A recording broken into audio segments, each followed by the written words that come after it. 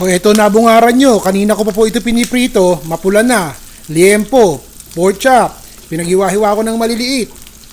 Bago natin patayin o hanguin tong ating pork chop o yung liempo, lagyan ko po ng malalaking hipon ha. Mga ilang hipon lang yan. Matagal na sa freezer ko to, nakita nyo, ilang piraso na lang natira. Inilagay ko na at nang magamit naman. O sangkutsahin po natin yan hanggang pumula yung hipon. Madali lang yan. Sige. Lagyan ko na po ng konting paminta. Konting asin. Sige, halo. Ganyan. Ganyan. Ganyan lamang. Okay, makalipas ang 1 minuto, mapula na po yung ating hipon at saka yung baboy. Siyempre, luto na, di ba? Tanggalin ko nga muna sandali ha. Baboy hipon. Extra po lang yung hipon. Ang bida talaga yung baboy. Okay, ayos. Tuloy ang ligaya. Hindi ko na po dadagdagan ng mantika. Konti lang yung mantika, oh. Ating luya. Bawang. Wala akong mantika baka matuyupot, masunog agad. Ating sibuyas. Oh, madalian lang to ha. Pawardi-wardi pero palagay ko yung masarap. Sige, diretso.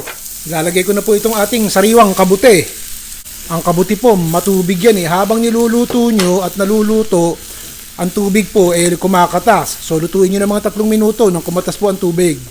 May natira po ako ditong ginayat o dinikdik na tokwa. Yung bang dinurog ko na isang araw. Ilalagay ko na rin at sayang po. Yan. Papupulahin po natin yan ha. Sabay-sabay na. O ito po, 3 minuto ko nang niluluto. Nawala na tubig ng ating kabute. Luto na rin yung konti yung toko mapula na. Lalagyan ko po ng 1 tasang tubig para may sabaw ng konti.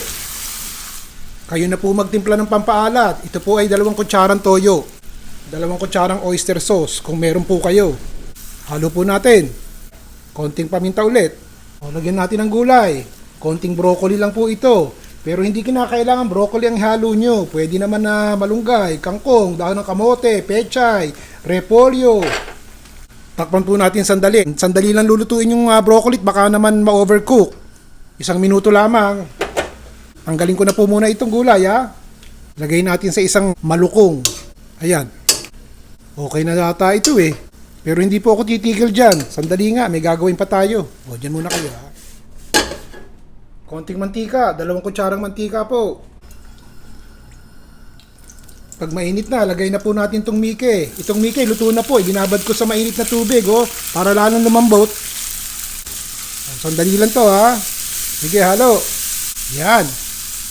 Parang maganda pag naghahalo ng mike, ganire, Oyster sauce, 1 kutsara lamang.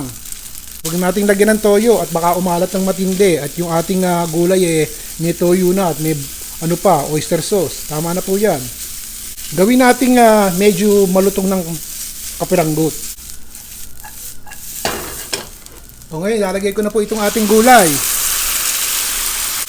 Naku po, ang sarap. Naaamoy ko na, Huwag nyo nang labugin yung mikit, magkadurog-durog. Bago ko patayin yung apoy, ilagay na po natin itong hipon at baboy. Konting halo lang, ha.